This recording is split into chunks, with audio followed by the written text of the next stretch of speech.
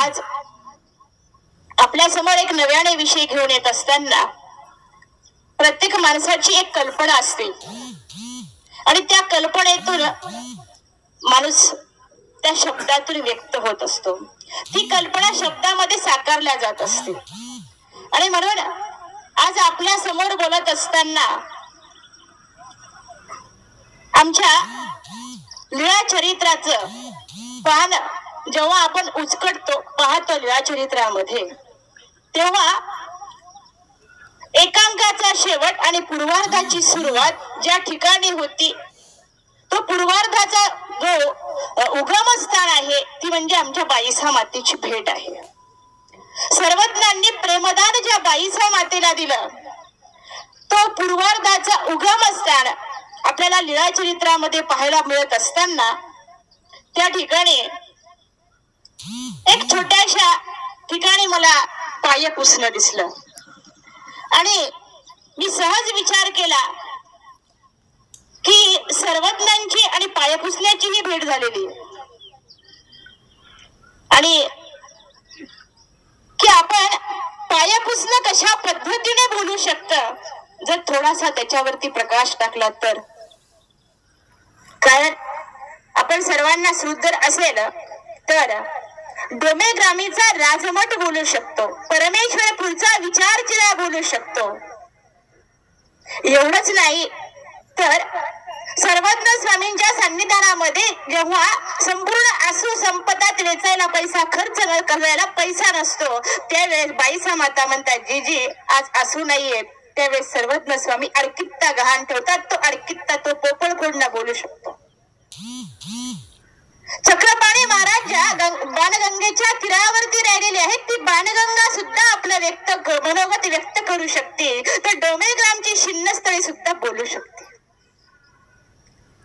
नव्हे तर ज्या गोदावरीचा काठ आमच्या सर्वज्ञांनी आपल्या परिभ्रमणाने पवित्र केला ती गोदावरी बोलू शकते. हे सर्व जोड असताना आपल्या भावना व्यक्त करू शकत. तर मग पाय पुसणं नाही का बोलू शकणार? सहजच पाय पुसणं सुद्धा बोलू शकत. आणि म्हणून आज मी तुमच्या समोर एक विषय मी पाय पुसणं बोलतोय हा पुल्लिंगी असलेला शब्द, इथे स्त्रीलिंग नाहीये. आणि म्हणून इथून पुढे आपणासोबत संवाद साधत असताना मी पाया पुसणं बोलतोय. आतापर्यंत जी बोलत होती ती आपल्या समोर मीरा होती, पण इथून पुढे जी बोलणार आहे ते मात्र पाया पुसणं बोलणार आहे. दंडवत प्रणाम.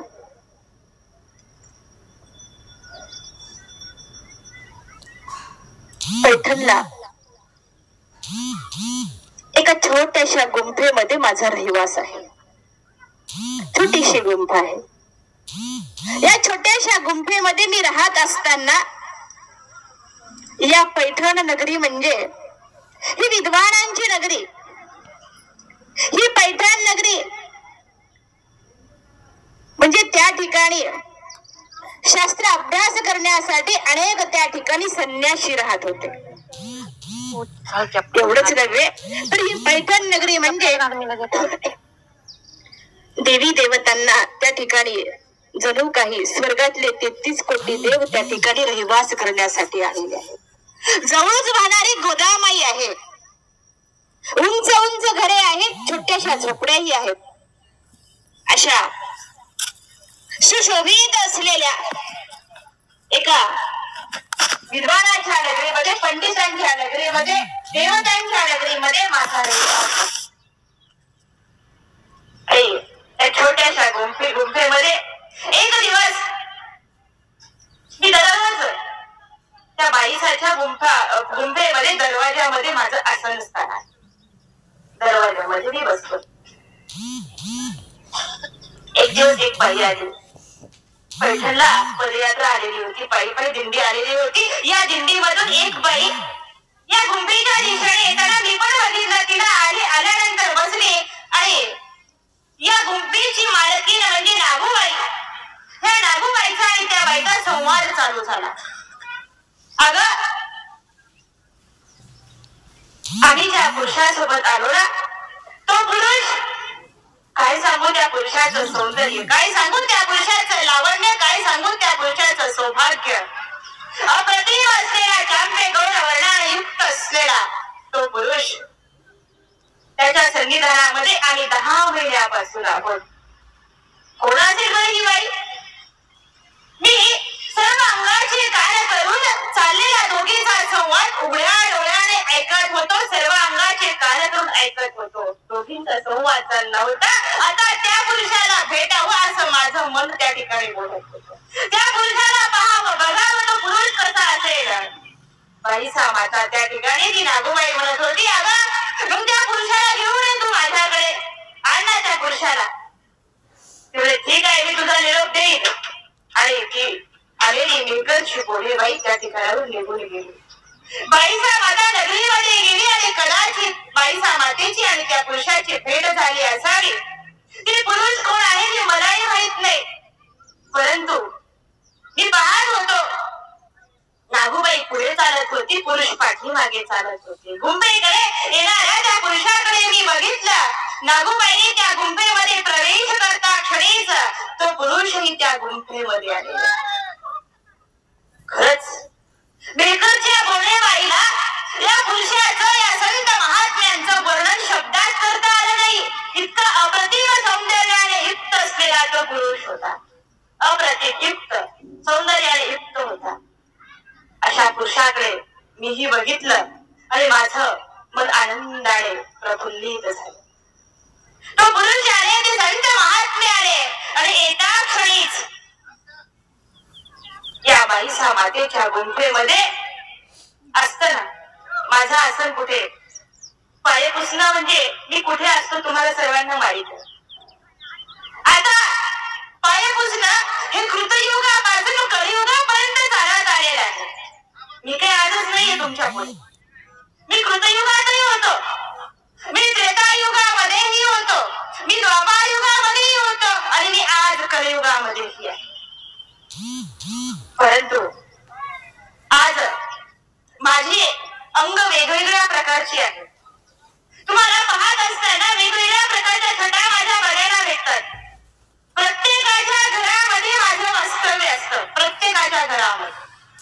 मी तसा भाग्यवान आहे.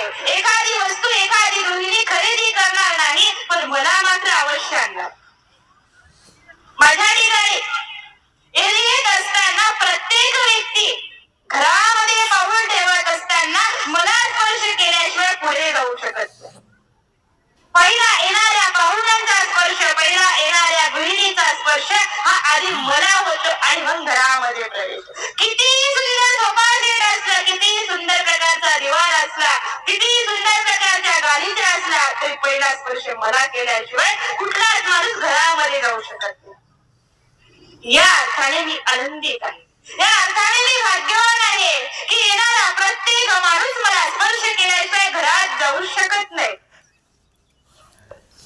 छटा वेगवेगळ्या, तशी माझी उपेक्षा केल्या जाते. हो, उपेक्षा केल्या जाते.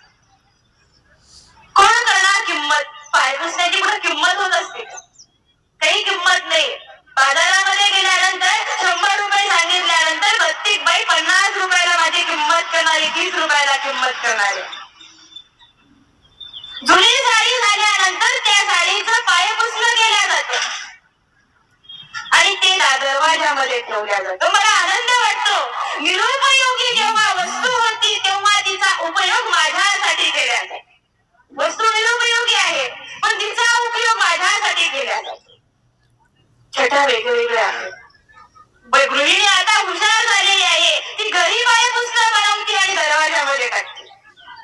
तिथेही मी आनंदितच होतो की ठीक आहे, मला उपेक्षित केलेलं जरी असलं तरी माझ्याशिवाय स्पर्श करून तुम्ही घरामध्ये जाऊ शकत नाही, येणे अर्थी मी आनंदित असतो. असाच मी त्या बाईसा मातेच्या गुंफेमध्ये होतो आणि हा संत महात्मे आले आणि संत महात्मे आल्यानंतर नकळत दरवाजामध्ये असलेला पाया पुसणं मी मला थोडंसं बाजूला काढलं गेलं आणि त्या सृष्टीच्या नायकाला, त्या संत महात्म्यांना, त्या पुरुषाला बाईसा मातेने माझ्यावरती विराजमान केलं, आसन ग्रहण केलं. त्या आसनावरती त्या माझ्यावरती पहिला स्पर्श करून तो साधारण करता त्या ठिकाणी विराजमान झालेला आहे. मलाही माहित नव्हतं की हे कोण आहेत ते, परंतु ज्या क्षणी ते संत महात्मे, ज्या क्षणी ते ईश्वर पुरुष मला स्पर्श केले, त्याच क्षणी माझा असलेला रोम त्या ठिकाणी पुलकित झालेला, रोम आनंदित झाला. मी स्वतःला भाग्यवान समजलं. ज्या बाईसाच्या गुंफेमध्ये आलेला जो संत महात्मा, ते दुसरा तिसरा कोणी नसून या सृष्टीचा उद्धार करता परमेश्वर आहे, हे मला स्पर्श केल्यानंतर समजलं आणि मी आनंदित झालो. जीव उद्धरणाचा पहिला विना सर्वज्ञांनी पैठणला उचलल्यानंतर पहिला स्पर्श सर्वज्ञांचा मला झाला. येणे अर्थ मी आनंदित आहे. त्या गुंफेमध्ये आज मला सर्वज्ञांचा स्पर्श झाला आणि माझा रोम पुलकित झाला. काय बोलावं त्या सर्वज्ञांशी. त्या ठिकाणी वाईट वाटलं, हे प्रभू, अरे ही जागा बसण्याची नाही तुझी, या जागेवरती तू बसायचं नाही रे. का बसलास तुमचे या जागेवरती तू बसावं? अरे माणसाला एखाद्याने जर व्यवस्थित आसन बसायला नाही दिलं तर माणसाच्या भावना छटा बदलतात चेहऱ्यावरच्या. तो माणूस दुःखी होऊन जातो. तो माणूस त्या माणसाच्या घराचं माप काढतो. घरी गेल्यानंतर साधं बसायला दिलं नाही म्हणतो. आणि तू कुठेही बसू शकतोस, तुला कुठेही बसता येतं. कसा आहे रे तू भगवंता? आज माझ्या लक्षात आलं की तू समग्र मानव जातीला शिकवतोस. हे भल्या माणसा, तुला कुठेही कोणत्याही प्रसंगी कोणत्याही जागी तुला बसता आलं पाहिजे. तू शिकवतोस. प्रत्येक माणसाला तुझ्या बसण्यातून सुद्धा आदर्श घेता आला पाहिजे. 5 वर्षासाठी भांडणारा आमदार, 5 वर्षासाठी चालणारी ग्रामपंचायत, तिथेही खुर्चीसाठी बसण्यासाठी भांडणं होतं. तू शिकवलंस, तुला कुठेही बसता आलं पाहिजे. पायपुसताही बसण्याची जागा नाहीये. तुला कितीही मोठं उंच सिंहासन करून त्याच्यावरती बसवलं तरी ते सिंहासन तुझ्यासाठी कमी आहे, पण तू बसतोस. त्या सिंहासनाची तुला अपेक्षा नाहीये. कोणी सांगावं बाईसा मातेला ही जागा बसण्याची नाहीये मला, पण दयावर बसला, एवढा बसला, इतका प्रसन्नतेने बसला, एवढा आनंदित होता तो परमेश्वर, काय सांगावं तुम्हाला. तो आनंदित होता. त्याच्या चेहऱ्यावरचा एक क्षण सुद्धा बदलला नव्हता. एक छटा सुद्धा त्याची बदलली नव्हती. एवढा प्रसन्न होता तो, प्रसन्न होता.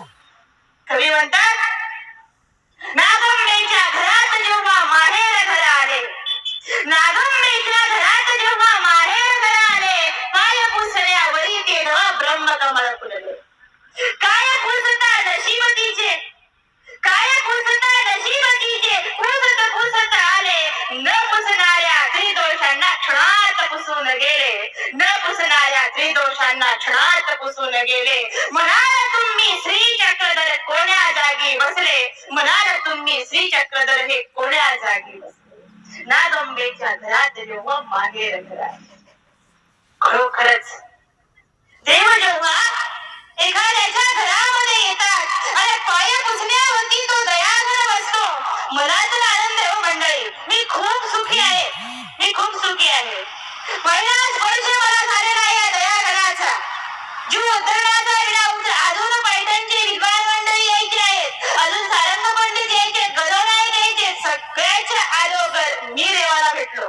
येण्याअर्थी मी आनंदित आहे. बाकीचे मंडळी अजून दूर आहे. छोटीशी घाई सुद्धा दूर आहे.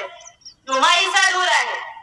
पैठणला अनेक भेट झाली असून त्या सर्वांच्या अगोदरचा पहिला भक्त मी आहे. मला आनंद झाला आणि मी पाहत होतो आता काय पुढे होणार आहे. पाहत होतो, विचार केला. बाईसा माता आसनावरती बसल्या होत्या. हौस राजा आली, इकडून पांडे आला आणि बाईसा मातेची पूजा सुरू झाली. कोणी सांगावं आता इथे या सर्वज्ञांच्या पुढे पूजा करायची नाहीये, पूजा स्वीकारायची नाहीये. मी तर रोजच पाहत होतो, पण आता मात्र ही पूजा बाईसा मातेची नको आहे असं मला वाटत होतं. परंतु सांगू शकत नव्हते. बाईसा मातेची पूजा पहिल्या दिवशी स्वीकार केली. दयागड मात्र बाईसांची पूजा बघत होते.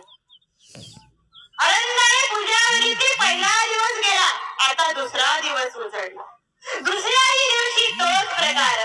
आता तरी बसायचं आसन बदलावं ना, आता तरी बसावं, बदलावं. परंतु मी मात्र त्या क्षणाची वाट बघून होतो. गंगनारायणाच्या मंदिरातून तो ते संत महात्मे, ते पुरुष, ते साधनदाते परत आले. ते दयागड परत नकळत पाय पुसणं सरकवण्यात आलं. आनंदाने आज दुसऱ्या दिवशी हे भगवंत विराजमान झालेले आहेत. आज ग्रहण केलेलं आहे, आसनावर विराजमान आहेत. आज पूजा चालू झाली. आजचाही पूजा सर्वज्ञांनी त्या ठिकाणी बघितली. आता तिसरा दिवस उजाडला. प्रत्येक क्षणाचा वेगवेगळा आनंद आहे. एक वेळ या सर्वज्ञांचं श्रीचरण जर एका हृदयाला स्पर्शित झालं तर त्या दगडाला देवफळ येतं. एवढा त्या दयाघनाचा स्पर्श आहे. त्या स्पर्शासाठी ही समग्र मानवसृष्टी आसुसलेली आहे. तो स्पर्श दुसऱ्या दिवशी मला झाला. आता तिसरा दिवस उजळला. वेगवेगळा आनंद मला प्राप्त होत होता. तिसऱ्या दिवशी आताही भगवंत बसले आहेत. बाईसा मातेची पूजा पाहत आहेत आणि पूजा पाहत असताना त्या ठिकाणी सर्वज्ञांनी बाईसा मातेकडे बघितलं. पूजा वर चालू आहे, भगवंत खाली बसलेले आहेत. मी मात्र पाहत होतो चाललंय काय ते. मी पाहत होतो. त्या क्षणी सर्वज्ञ खाली आहेत आणि मी विचार केला, काय नजर आहे या देवाची. या देवाला बसता येतं आणि या देवाला पाहता येतं. काय नजर आहे, त्या नजरेमध्ये वेल आहे. काय नजर आहे, त्या नजरेमध्ये बोल आहे. काय नजर आहे, त्या नजरेमध्ये ज्ञानाचं दान आहे. काय नजर आहे, त्या नजरेमध्ये प्रेमाचं दान. अरे म्हणून नागूबाईसाची पहा देव वाचतो नजर. नागूबाईसाची पहा देव वाचतो नजर. खाली बसून यावर करी प्रेमाचा पाझर. देव खाली आहे, प्रेमाचं दान वर करायचं. खाली बसून यावर करी प्रेमाचा पाझर. काय सांगावं तुम्हाला, त्या ठिकाणी सर्वज्ञ स्वामी बाईसा मातेला प्रेमाचं दान खाली बसून वर करत होते. अहो देणारा घेणारा कुठे असं मला तर एवढं समजत नाही हो. माझी किंमत काय. काम संपल्यानंतर उखंड्यावर टाकून देणारे सर्व समाज आहे माझा. मला काही ही गोष्टी समजत नाही. ज्ञान काय, प्रेम काय. थोडंसं कळतं म्हणून तुम्हाला सांगतो की देणारा घेणारा कुठं असावा लागतो.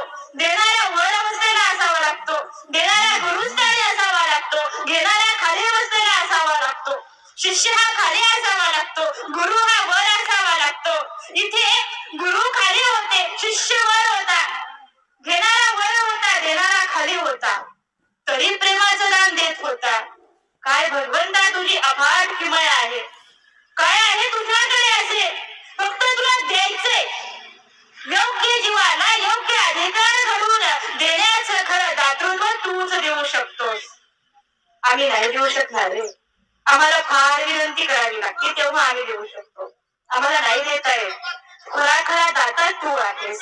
आणि बघितलं बाईसा माझ्याकडे आणि एक नजर टाकली, दुसरी नजर टाकली आणि दुसरी नजर टाकता क्षणी प्रेमाचा पाझर त्या ठिकाणी ओसंडून वाहणारा पाझर त्या ठिकाणी सर्वज्ञांच्या नजरेतून बाईसा मातेकडे पोहोचला. एका क्षणात प्रेमाचं दान झालं आणि झटकन बाईसा माता आसनावरून खाली आलेला. मात्र मला आनंद या गोष्टीचा. बाईसा मातेला प्रेमदान होत असताना त्या गुंफेमध्ये दुसरं तिसरं कोणी नसून मीच एक साक्षीदार आहे. त्या ठिकाणी दुसरं कोणी साक्षीदार नाहीये. एक देव एका भक्ताला प्रेमदान करत असताना, तो प्रेमदान होत असताना याला साक्षीदार फक्त मीच. मला आनंद वाटला की प्रभू तू मला भाग्यवान ठरवलंस. या पंथन नगरीमधला हे पाया पुसणं भाग्यवान ठरणार. अरे तू 3 दिवस माझ्यावर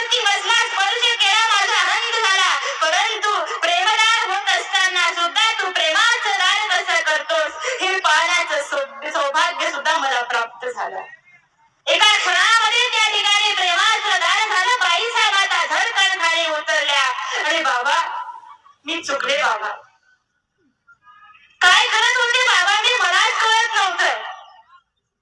पहिला शब्द सर्वज्ञांना त्या ठिकाणी बाबा या नावाने उच्चारला गेला. बाबा नावात खूप मोठी ताकद असते मंडळी, खूप मोठी ताकद असते. बाबा काय असतो? बाबा सर्वांचा आधार असतो. बाबा काय असतो? बाबा सर्वांची सुख दुःख सामावून घेणारा असतो.